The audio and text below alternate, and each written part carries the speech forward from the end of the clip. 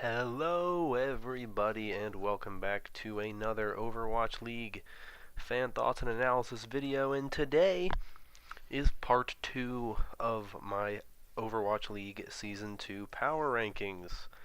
Part 1 we covered teams 20 through 11, now we are covering teams 10 to 1. Before I do a little recap of teams 20 through 11, I just want to say one big thing, of course. I talked about this in the first video, and I'll mention it again. With this being my power rankings and my list, there are, of course, some things that are probably different than what most people have maybe on their own rankings. Primarily the fact that what I put a lot of emphasis on right now is the importance of looking at divisions and noting that this is not a rankings of the team that I think or the teams that I think are the 20 best in order of 1 to 20, but the teams that I think have the best shot at winning the title, 1 to 20. And that takes different elements from, of course, the team's pure strength, as well as the team's schedule, their division, all that kind of stuff. Those are the things that I focus on for this, so if you disagree, of course, I'd like to hear your opinions in the comments down below. I always like having discussions. I had some great discussions on the video for part 1, and I'm always down for the part 2 discussions as well. But let's do a quick recap of this part 1. If you want to check out part 1, the link can be found in the description as well as in the cards if you would like to watch part 1 before watching part 2. But for a quick recap, at number 20 was the Chengdu Hunters, number 19 the Washington Justice, 18 the Florida Mayhem, 17 the Boston Uprising, 16 the Atlanta Reign, 15 the Guangzhou Charge, 14 the Toronto Defiant, 13 the Dallas Fuel, 12 the Paris Eternal, and 11 the Hangzhou Spark. So those were my first 10 teams on this list. Let's jump into the second half, covering teams 10 through 1, the teams that I think are the 10 best teams in the Overwatch League. And we'll start with the team that I have at number 10, and that is the Shanghai Dragons. Of course, a very interesting team to have this high on the list, seeing as they were the worst team in the Overwatch League last season, going 0-40. So what exactly makes this team all of a sudden number 10 in my power rankings? Well, there's a couple of reasons and a couple of things that this team has going for it that is, of course, much improved from last season. Number one is it's a very new team, right? It's a pretty much entirely new team. A new head coach with Blue Haas, formerly of Chengdu Panthera. With him, he brings several different players from Chengdu Panthera, as well as a couple other players from elsewhere, such as Diem, the second half of Carpe Diem. Of course, friends with Carpe, the other player being Guardian, who comes from Toronto Esports. But the rest of this roster, with the exception of Gregory, Fearless, and Dia, who were on this roster before, come from Chengdu Panthera. So they come with their head coach, and now they are in the Overwatch League. The Chengdu Panthera team, very successful in Contenders Season 2, losing only one game, and that was the finals against Runaway in 8 maps. So a hard-fought finals. This Shanghai Dragons team is very, very, very much improved. And of course, that new team, in terms of new players, new coaching staff, this is a pretty much an expansion team with some Overwatch League experience. That experience, however, is a bit problematic, as that experience is 3 players whose total games won in the Overwatch League amounts to 0. None of these players ever won a game in the Overwatch League, so you have to kind of say, yeah, that is problematic. You're bringing in a new head coach who brings with him a bunch of talent from the Tier 2 Overwatch scene, specifically the Korean Tier 2 Overwatch scene, but 2 of these players do come from elsewhere, where DM played in the Chinese contenders scene, and Guardian played in the North American contender scene, but you're bringing in players from all these places. Your leaders, the people who you're relying on, don't have experience getting wins in the Overwatch League against some of the best teams in Overwatch. So that is really this team's issue. This is what this team has to get past and get over in order to make a run for the title. But they're a much improved team. I really like what they're doing. I expect this team to play very well, and I'm excited to see what they do. I think they'll come out and they'll play really well, and they'll have a very good start to the season. They open up against the Hangzhou Spark. We'll get to see them in action for the first time this weekend at the Community Countdown, where they play the Chengdu Hunters. So I'm excited to see that matchup in a not as competitive atmosphere. I'm very excited for that. I'm excited to see the Shanghai Dragons in this season, and I think they're going to be a much better team than they were last season. Coming in at number 9 is the Houston Outlaws, a team that I honestly expected more comments about, the fact that they weren't in the bottom 10, but here they are at number 9, Houston Outlaws, and to me this is really about as high as you can put them, and I've put them that high because I believe in this team, and I have some other very, very, very specific things I want to get into about this Houston Outlaws team. When you look at the Houston Outlaws from Season 1, their main issue was they lacked that solid Tracer in DPS. So when Tracer wasn't as prominent in the meta, they started playing better. Now, their Stage 4 wasn't great. I think that there were some other reasons why that was the factor. But if you look at the Houston Outlaws and the way they played throughout the season and the teams that they played, the teams that they beat, they had a lot of success in their own division. The teams in their division they struggled against were New York, who were the best team in the Overwatch League, so rightfully so, and they struggled against Philadelphia. But they did beat Philadelphia once. They'd beaten Boston. They beat London several times throughout the season. They didn't struggle against Florida. So we're talking about a team who did well in their division. Now they're playing against teams in their division who are, I think, weaker now. It's not a strong division. It's a weaker division overall. There's some teams that are better, but in a weaker division, the games that really they struggled with were the LA Gladiators, the LA Valiant. They struggled a lot against the San Francisco Shock in particular. And most of those, you were playing at least 2 of those per stage. You're playing those once this entire season, right? So some of these games that Houston really struggled against, once per season now. So the teams that they were the most successful against were the teams in their own division, for the most part, right? They struggled against Philadelphia, they struggled against New York.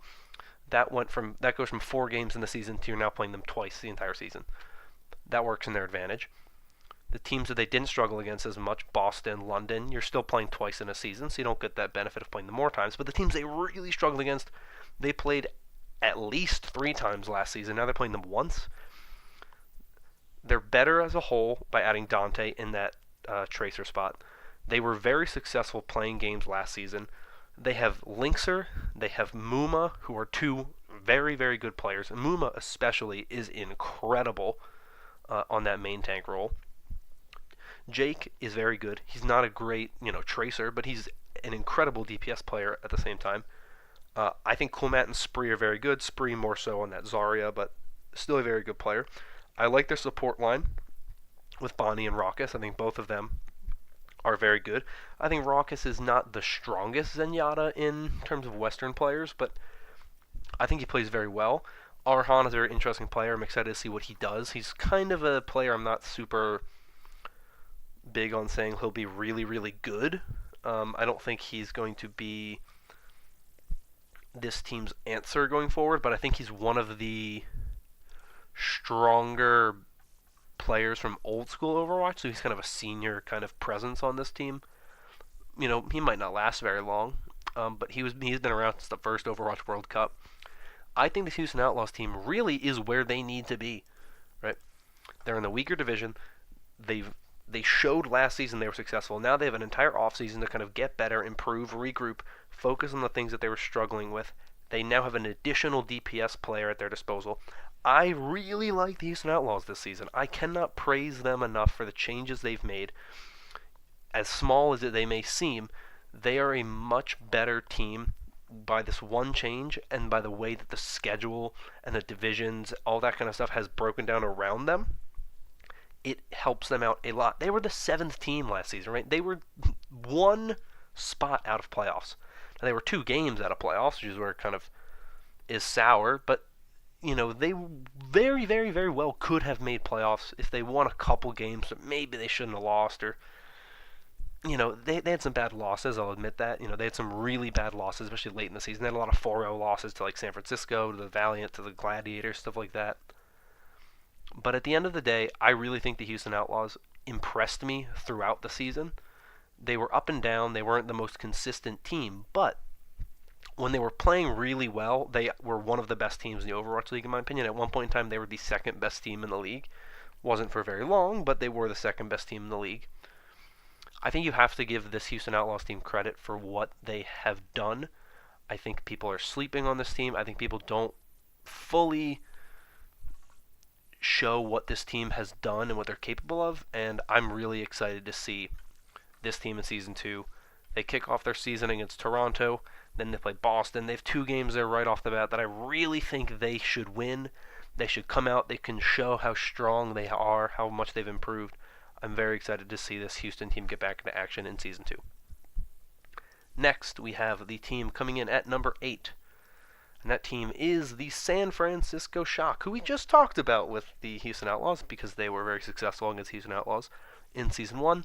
Now we have the San Francisco Shock, who, in my opinion, have done better than any other team this offseason in adding players. They've added 4 new players, which isn't a ton, but they added 2 new DPS players in Rascal and Striker. Rascal formerly with the Dallas Fuel, and I think he was with the London Spitfire as well. And then Striker, who was with the Boston Uprising. Obviously, San Francisco Shock now have Krusty, who is the former Boston Uprising head coach. He's now the San Francisco Shock head coach. They added 2 other players. They added Smurf, a tank player who was with the Houston Outlaws GG Esports Academy, and then Violet, who is a support player who I don't believe was anywhere. I think they just signed him. But they did a lot to get some really good players. They added players that I'm impressed with. This DPS roster is stacked. You have Baby Bay, you have Sinatra, you have Architect, you have Rascal, you have Striker. You have Striker, who in my opinion is a superstar. He might be one of the best DPS players in the league. Honestly, like the worst DPS player on this team might be Baby Bay or Rascal, and they're both very solid DPS players. So this team has tons of DPS talent. Specifically, they're a young team. They also, while they're young and they have tons of talent in the DPS role, they have talent elsewhere, right? Choi Hyobin is, I think, much better than people give him credit for. Sleepy and Moth are a very good support line. I expect those 2 to play more. I know a lot of people think it's going to be a team that starts to play more Korean, which I think is, of course, possible. I don't know if Violet is better than Sleepy. I haven't really seen enough of Violet and Sleepy, like side-by-side numbers, whatnot, to really say either way. But I know a lot of people think this team might go Korean, which is very possible. When you have Architect, Choi Hyobin, Smurf, Rascal, Violet, Striker, you have 6 players. Now, a lot of them are DPS. Architect is a DPS player. Rascal, Striker. So you're going to have a support player in there, which would be Moth. He is their only main support player they have on this team. They have a lot that they can do. They basically have 2 teams. They have 12 players on this team. They basically have enough that they can run 2 different teams.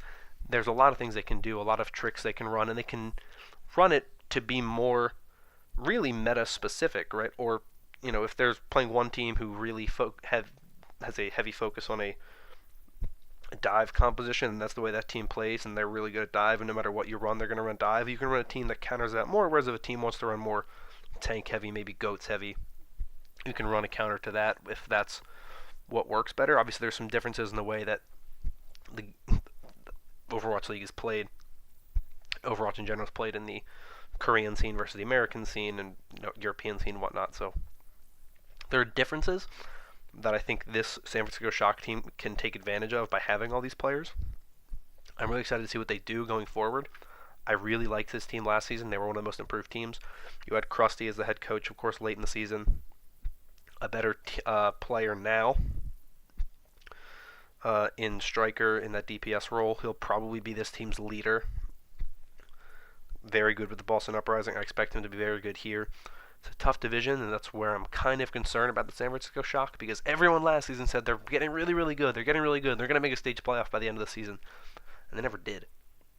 So I need to see this Shock team come out, and they need to just wow me, shock me, if you will. But with the amount of talent on this team, I find it hard to believe that they won't be one of the most impressive teams to watch this season. I have them at number 8. That's just barely making playoffs, but I wouldn't even be surprised if they were a top 6, top 4 team. I think they have that much talent. We just need to see them utilize it as well as I believe they can. Up next, we have the number 7 team, and for me, that team at number 7 is the Vancouver Titans. Now, I mentioned, of course, before when I talked about the Shanghai Dragons that the Gyeongju Panthera team, Season 2 contenders in Korea, lost 1 game, and it was the championship against the Runaway team in 8 maps. Well, this is that Runaway team. This Runaway team is now the Vancouver Titans, and the Runaway team, funny enough, also only lost 1 game during the regular season. And it just so happens that the team they lost to was the Gyeongju Panthera roster, that the majority of that team is now with the Shanghai Dragons. Some of them are elsewhere. They're not only there, but you see now that these are 2 teams that are both really, really, really good. Runaway even had a better... Gyeongju Panthera didn't lose any games, so they had a better record. But they had a worse map record, right? Runaway's only loss, of course, was to Gyeongju Panthera, and it was a 3-2 game. So they played super close, right? It's an incredible team that we're talking about here that is now in the Overwatch League. They're moving in. The problem with this team that I have is that they are the best team from the Tier 2 Overwatch scene. How are they going to translate that to the Tier 1 Overwatch League scene, right? They were playing the best teams in Korean contenders, but they weren't playing the best teams of Korean players, right? They're not playing against your Carpes, your Jonax, your Gestures, your Fissures, your Mechos. You're not playing against those players, right? You're playing against solid players, very good players, the best players that aren't in the Overwatch League, most likely, when you look at the Korean contender scene, but how will they perform against some of these really good teams? Now, they're an incredible team who have history together, right?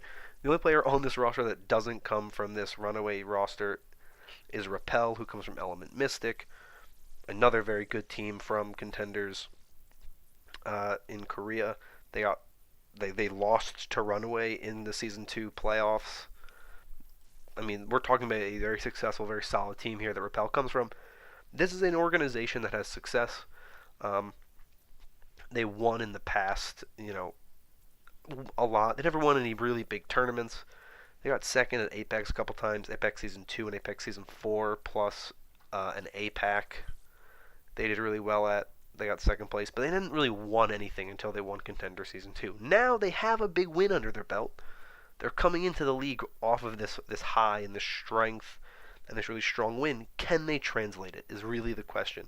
I need to see this Vancouver Titans team in action, performing well before I really am ready to say this Vancouver Titans team is a full-on title contender. But I think they're a solid team. I think what they did in Contender Season 2 has to be praised, and I think you have to realize that what they did was very, very, very successful. And they've been a successful franchise now. Now, we move it into the Overwatch League. I think they're a solid team, but that inexperience is what makes me think they probably will have a bit of difficulty going all the way. But it's a solid team. I think they're going to do very well.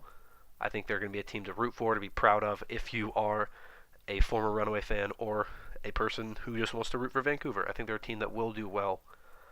I definitely think that as the league develops and as the league continues on, this Vancouver Titans team will become potentially the juggernauts of the Overwatch League. But up next, we have the number 6 team, which, for me, is the Season 2 second place overall team by record, the Los Angeles Valiant. Now, I really like the LA Valiant. And when you look at the team, really, they didn't lose a lot, right? Yeah, they had gotten rid of Verbo and Numlocked and Fincy, but that's not really a big deal because those are players that didn't really play a lot, and they were kind of their B squad. The big loss for this team, of course, is Soon, who is now with the Paris Eternal, along with Fincy. Soon was a very big part of this team, and I don't really think they have on this roster a DPS player that replaces him that was as good as Soon. I mean, you have good players, okay? Let's make that known. They have very good players, right? I really like KSF. I thought KSF looked very good. He played one game in Stage 4 when the season didn't really matter at that point. They threw KSF out there, and he was incredible. He impressed me with the way he played. He's a young player. I don't really think Widowmaker's one of his heroes, but we could see it. Another thing to note is that they have two very interesting players in this roster that could fill that Widowmaker role. One of them would fill it, I think. But you have Izayaki and Kariv. Kariv currently plays the Zenyatta for this team for the most part, but Kariv is a DPS player at heart. He's not. I don't really think Zenyatta is his hero of choice. And he's played a lot of Widowmaker. So I wouldn't be surprised if we start seeing Kariv playing a lot of Widowmaker. We see Izayaki playing some of that off support role. They obviously have other DPS players as well. You have Bunny, who can play some stuff. You have Agilities, who is incredibly versatile. Not going to be your Widowmaker for the most part, but he is someone you can bring out there. This roster, to me, is very, very good. Of course, there's a large number of South Korean players in this roster. You have Fate, Kariv, Bunny, Izayaki, and Kuki. Kuki, who they gained from the Sole Dynasty in the off-season. So I really like this team. I love what they have going on here. I really like a lot of these players. Fate, to me, is one of the best tank players in the world. He's incredible. He's been consistent. He's been very good. I'm excited to see what he does. Of course, you have Space, who is the best D.Va player in the West. Costa, to me, is a very, very, very good support player who has impressed me throughout. And just watching him play, I think he gets better and better. This team is very good. They're a South Korean team, pretty much, with Western players who are potentially better than some of the Korean players that they could find, right? And that's what I really like. They got very strong players throughout. The problem this team has, in my opinion, this team will find, in my opinion, is they don't have that same kick that Soon had. But at the end of the day, I still think the Valiant are a very strong team. I think I need to see a little bit more of this DPS play out, see how well they do with whoever they have, if it's KSF, if it's Izayaki and Kariv kind of playing weird roles, if it's Bunny. They have options. I'm excited to see how they use these options and what they end up doing for this team. I really love the LA Valiant. I would love to put them higher on this list, and I think that they really could. Right now, if you've been counting teams, right now I have them as the third best team in the Pacific, which I think is the toughest division right now. But I think overall you have to admit that the Valiant are a worse team. I don't think Kuki, adding Kuki really does much to change the way this team is. I think Fate's a better player anyway, so it doesn't really matter that you added Kuki. And what you've lost in Soon wasn't replaced. So while this team is very good, they're slightly worse than they were last season. Very slightly worse than they were last season. So I think it'll be fun to see how this team goes forward and what they do going forward to try to retain that Pacific title that they had last season. But at the end of the day, I really like this LA Valiant team. I think they're still strong, but the loss of Soon specifically is one that I think will hurt them, but not enough that they're not going to be a contender for the championship again, and they definitely won't be a contender to win the Pacific, or I definitely don't think that they won't be contenders to win the Pacific. They'll be contenders to win the Pacific. That's what I'm trying to say. Next, I have my number 5 team, which is one that I, ironically enough, kind of trashed most of season 1, saying they weren't really that good because they weren't for a while. They weren't really impressing me, and they kind of looked lackluster a lot of the season. But I have them now at number 5, and that is the Sole Dynasty. I love what the Sole Dynasty did in the offseason. They completely revamped this team. Right? You want a player on this team? Take them. We don't need them. Some of these players aren't really that good. They haven't really been doing a lot. They haven't really been impressing me. So take them. Gambler, he retired. Wakid, you're not really that great. We're going to release you. Guido, yeah, whatever. Washington, you want to pick up Guido? Sure. Miro, hate to see you go. You're retired. Florida, you want Zephyr? Take him. LA Valiant, you want Kuki? Take him. We're going to replace all these players with better players. We're going to keep our strongest players. And we're just going to go and add one of the best players in the Overwatch League from Season 1 in Fissure. They dealt out what they didn't need. They kept the strongest parts of their roster, and they bolstered their roster with other players. You add Michelle, you add Marvel, you add Jexa, you add Fitz. All players are going to play a big role in this team. I don't expect Fitz to be a player that plays a lot. You have Fleta, of course, who is one of the best players in the league. He can play pretty much anything that you ask of him. I mean, he plays a lot of Widowmaker. He can play some Genji. He can play some Pharah. He can play some Tracer. I mean, you got Munchkin, of course, who can you can play some other really, important DPS heroes. But this DPS core is very solid. You have Fissure on that main tank role, one of the most important roles. You will probably see a lot of Michelle playing. Maybe Zunba keeps the Diva play, but Michelle, from what I've heard, is a very big shot caller and a very big part of that team.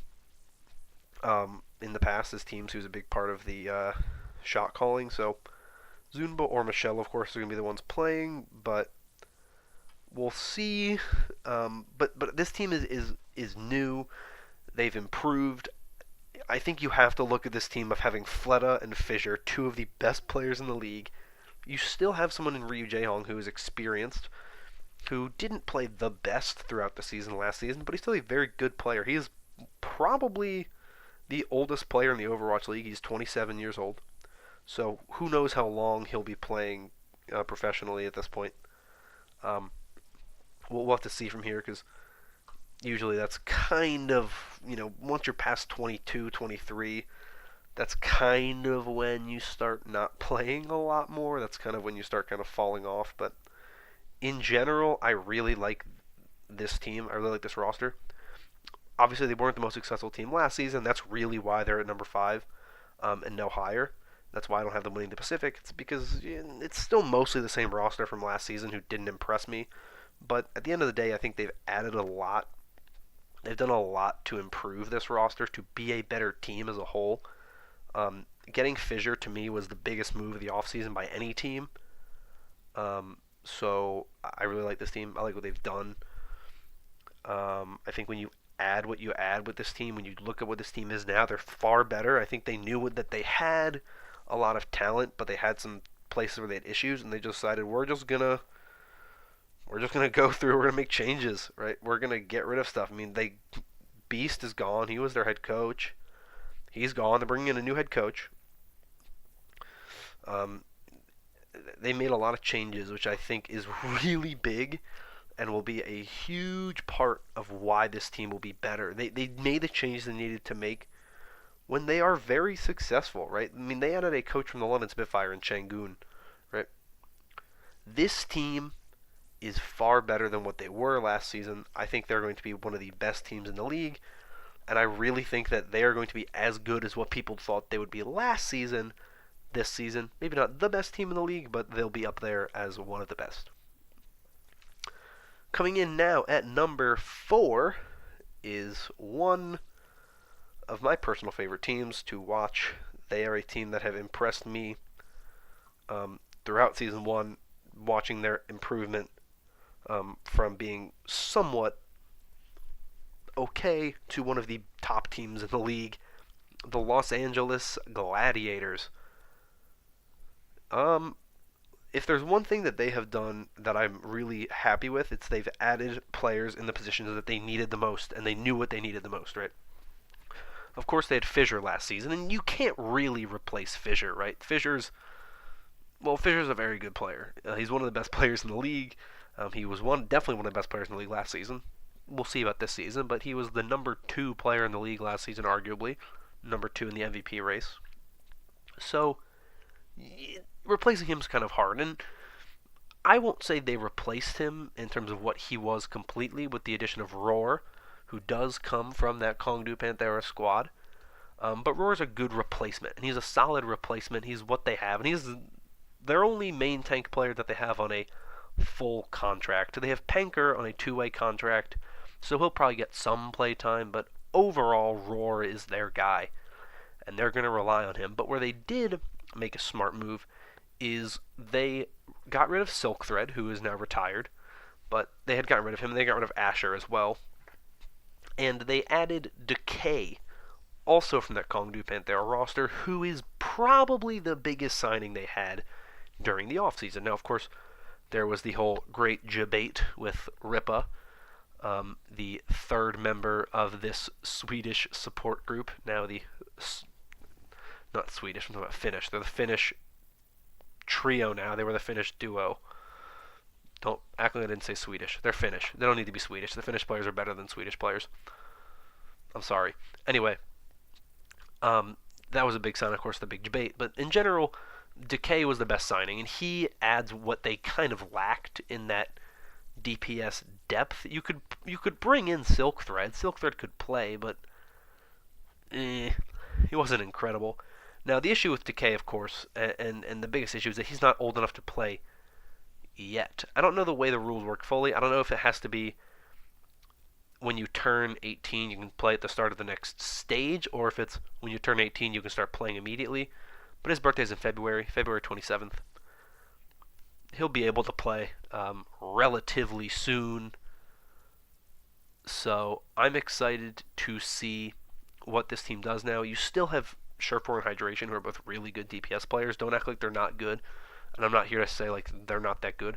They're adding a third DPS player who's really good. They have one of the most underrated players in the league in Bishu, who is very instrumental to this team for translating and making sure that this team can communicate between English and Korean. Panker, to me, was one of the most impressive players on the Gladiators Legion from Season 2 of Contenders. I'd love to see him play some more in the Overwatch League. Obviously not going to be an everyday starter being on his 2-way contract, but I hope we get to see some of him, maybe in some of those later season games that don't really matter as much, so you can give him some more play time in the Overwatch League to prep for when he is a full Overwatch League player. But I really like this team. I like what they have. I think they will be the best team in the Pacific Division for the second season of the Overwatch League. And yeah, that's really all I got for these guys. I think they're a solid team. I really don't have any criticisms of them. Really, the top 4 or 5 teams are all really good teams. And there's not really a lot to complain about at this point. It's just kind of minor details of what makes them better than the other teams around them. So that's why the Gladiators here at number 4.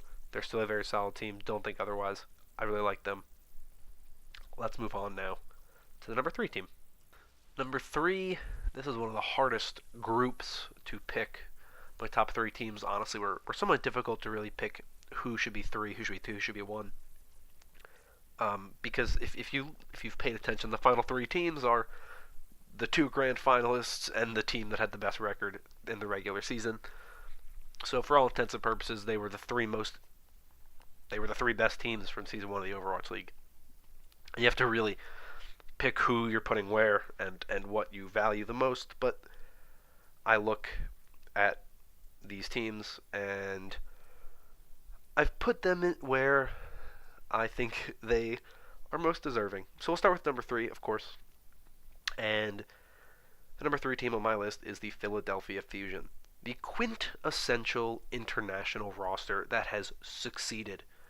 If the Atlanta Reign want to succeed, if the Guangzhou Charge, though they're not super international, but if the Guangzhou Charge want to succeed, if the Paris Eternal want to succeed, the team that they need to model themselves after is the Philadelphia Fusion. The Philadelphia Fusion have 2 players on the entire roster that represent the same country. Carpe and Sato, both representing South Korea. The rest of their roster, they have EQO from Israel, Snilla from Sweden, Poco from France, Fraggy from Finland, Boombox from the UK, Neptuno from Spain, and Elk from the United States. An entirely international roster that managed to get second in the playoffs, losing the grand finals to the London Spitfire. This team has no weak spots, right? They have all of their players are really good, right? They had a really good player in Shadowburn, and they let him go because they were like, you're a very solid player, but we don't really need you. So go find another team where you can play, and you'll be able to play more, because here you're not going to get that play time because you're the 3rd superstar of our DPS, right?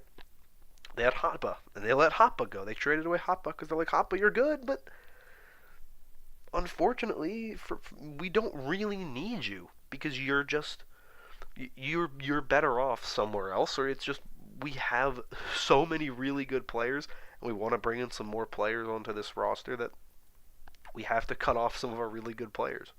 This team's incredible. I don't know how this team actually exists and plays as well as they do. I'm impressed every time I look at the Philadelphia Fusion. Honestly, like they're so good.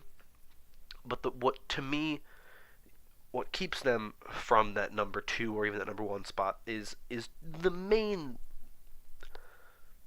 thing you have to look at is, well, they haven't done it, right? They didn't win in the season 1 playoffs, right? They lost to the London Spitfire in the grand finals. And while they did beat the New York Excelsior, it was the first game against New York, they dominated them, and the second game was very close. New York really played well, but they couldn't quite get it done because Philadelphia played at their best. But Philadelphia doesn't always play at their best. They're not the most consistent team, and I think when you have a team like New York, who are now really hungry to get out there again and prove that they're still the best team in the Overwatch League, if they are or they aren't, we have yet to see, but they want to prove that they are still as good as they were in Season 1. You have London, who, they're still here, right? You lost to them, right? They still beat you. Philadelphia has obstacles that they have to overcome, right? They're in the Atlantic Division with the 2 teams that I think have the best shot at winning the title. They have to be able to overcome both of them realistically if they want to win the whole thing. And that, I think, is going to be a challenge, seeing if they can beat both of those teams. And that's why I have them at number 3. I really think they are that good of a team, though, that I think they're a no-brainer playoff team. Like, I think these 3 teams in the top are pretty much guaranteed to make the playoffs, but it really just comes down to, of the 3 gods, which god isn't as godly as the other 2 gods, and unfortunately for Philadelphia, in my opinion, it's them. The number 2 spot was really tough for me.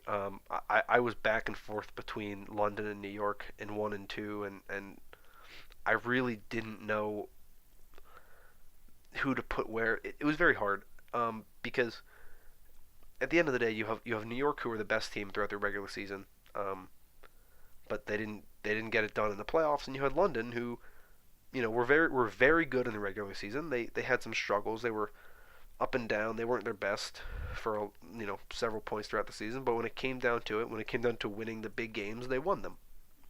And when your power ranking, like I try to say, is about the teams that have the best chance at winning the title, you have to really throw the facts out there and look at it and really analyze it. And I switched these up a couple hours ago. I just came to a decision that the team I had at number 1 should be number 2, and that just shows you how close this is for me. These top 2 teams are both very solid. They're both very strong. I really think they both pretty much have an equal chance at winning the championship, but ultimately I have to pick one that I think has the better chance, and one that I think has just a slightly worse chance. And that team that has the very slightly worse chance, like 0.001% worse chance of winning the title, is the London Spitfire, who I have here at number 2. Like I said, they were number 1 for me about 2 hours ago. So that goes to show how much I've really been debating and thinking about this. But here we have the London Spitfire number 2. Um, I'll start with the reasons why this team's really, really good, and then I'll go into why I kind of put them down at number 2 instead of up at number 1. This team is some of the best players in the world, right? Prophet, Fury, Gesture, incredible. You have Badoshan and Nuss, who are not the best of their position, but they're some of the best of their position. Nuss is pretty quiet, I think, how good he is. But he's really solid, and Badoshan is, I'd say, one of the top Zenyatas. He's no Jonak, but he's up there. He's really good. The issue that I have with this roster, the main problem is Birdring, right? He was inconsistent throughout Season 1. When he played really well, he was really good. When he didn't play well, this team really struggled. But this team obviously went into the playoffs last season with the 5th overall team. I kind of thought they were the worst team going into playoffs, and then of course they won the whole thing, so that doesn't really matter and shows you how probably wrong I am about many things. So I don't know why you're watching this, but anyway, this team is really solid still. They have a head coach and Coach 815 coming from I'm drawing a blank. Where is he coming from? MVP Space. That's where it's coming from. Who weren't always great. They lost to Runaway though, pretty much every time they lost. So what are you gonna do about it? Runaway is that good of a team, but he's got a really talented team around him now. I'm really excited to see what this team does. Of course, they have Guard and Krillin now. I don't really expect either of them to really play a lot. I think they signed them because they had to, because they needed 2 more players, and they were just like, well, we're going to find some really good players that we can add to this team to improve our team. Of course, Krillin was just a ladder player. Guard is a DPS player. Not a hit scan player particularly, which is a little problematic because I think that's more what they need. He plays more of what Prophet plays, though.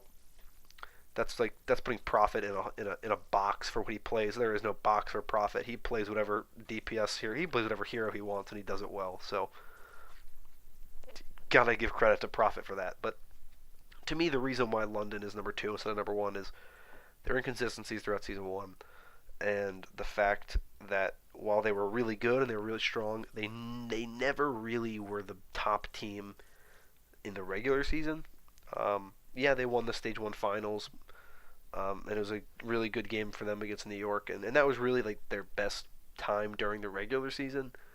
And of course, winning the grand finals was their big moment, really. But really, after the Stage 1 finals, they really weren't anything until season playoffs. That's a long period of time where they were just kind of irrelevant. Or I wouldn't say irrelevant strong. They were just kind of there, and they weren't incredible, and they weren't a great dominant team. So I think we need to see what London can do now. See if their success in the playoffs wasn't just the meta really favored them. I think we need to see how good they really are. We need to see them coming out and proving that they're really good. But I like what this London Spitfire team is. I like what they've done. The changes they've made, as small as they are, I think will help this team once again be very good and very dominant. And I'm excited as a whole just to see really what they bring to the table again this season, and see what the London Spitfire are all about.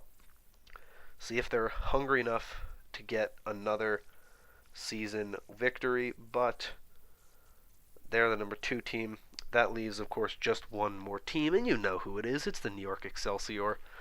Almost everybody has them at number 1, and I didn't, for a couple reasons. One, I still got some questions about this team.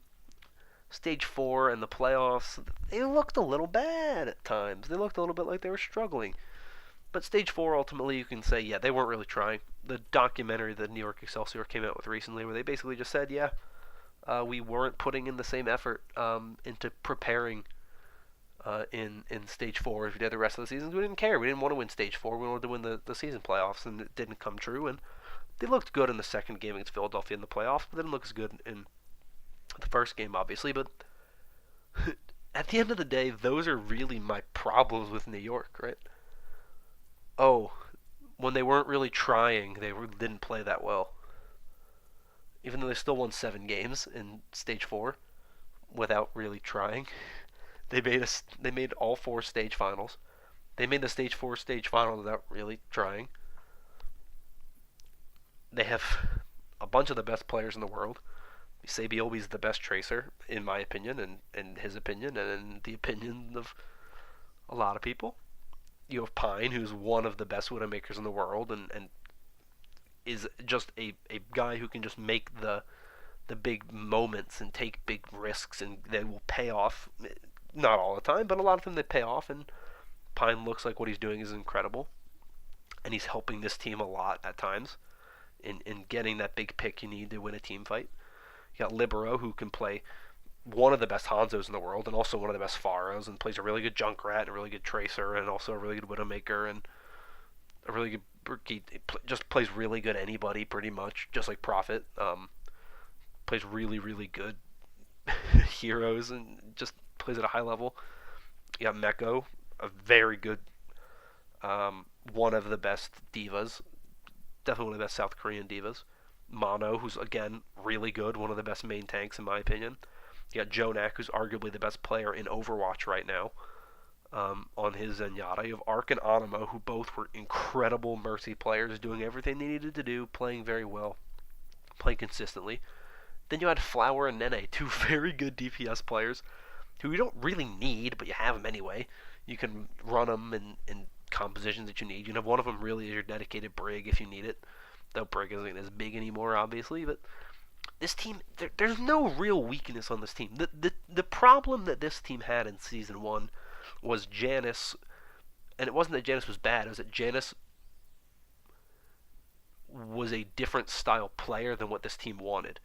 So it caused some issues. But even when he was playing, they were still a really good team. This team is so good. They're so dangerous, and it's just, what are you going to do about it? Like, how are you going to stop this team? They are hungry now. They didn't get the goal that they wanted, and now they want it more than ever. There is so little at this point that I think you can look at and say, yeah, they're not really that good, or, yeah, they're kind of struggling, or they're going to do whatever it is they want to do at this point. They're just going to say, look, we are who we are. We're going to keep impressing people. We're going to keep playing well. We're going to keep doing everything we need to do. And we'll be the best team in the league again. And they've done everything they need to do to look as if they will be the best team in the league again. And I think this season they are hungrier than they were last season, right? You come up short like that, you lose in the big games like that, teams come back from that and are better than they were the season before. This New York team is once again going to be really good. They lost 6 games in the regular season for Season 1, obviously excluding all the stage playoffs and whatnot. They will be just fine. They will have adjusted. They still have the same head coach, pretty much the entire same roster, and now they've just had more time to learn, to grow, to adapt. They're going to come out swinging, and they're going to go all in this season to try to be the best team in the Overwatch League. And look, I'm a New York Excelsior fan. Obviously, you could obviously say there's a little bit of bias there, but I think most people are in agreement that when you're that good of a team in one season, you don't just fall off. You keep that kind of stuff going, and the New York Excelsior, with how good they were last season, you can see them once again being the top team this season, and that to me is why you have to put them number 1 at the power rankings. At least I had to. Even though I didn't have them there forever, it came to a point where I just realized New York is a strong team. And in my eyes, they are the best team in the Overwatch League for Season 2. So, let's go over this list once again. The full list, 20-1. As you can see it there.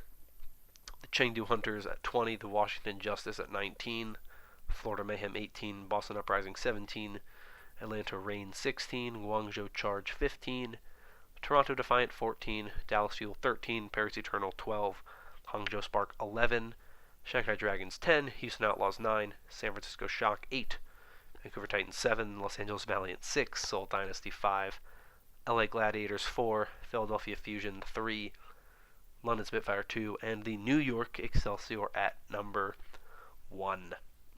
So those are all of my power rankings. This video, once again, longer than I wanted it to be, but hey, it happens. Let me know what you think about these rankings down below. I even have some issues with them. I think there's some stuff I'd move around in that 13 to 9 spot specifically. Maybe some of the teams 16 through 14 as well. Maybe move them up and down a little bit. I think I could move Toronto and Dallas up maybe a little bit.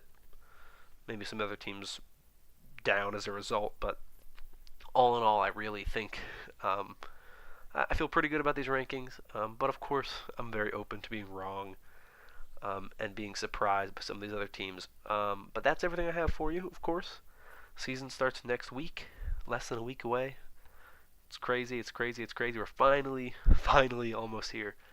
But thank you so much for watching, and you're giving me your support throughout this off season. It's been great the past several months, and I can't wait for the season to start up next week. So if you enjoyed, of course, consider liking and subscribing for more content like this in the future. I will see you all in the next video. Comment down below your thoughts on the power rankings, your own power rankings, whatever you want to comment down below.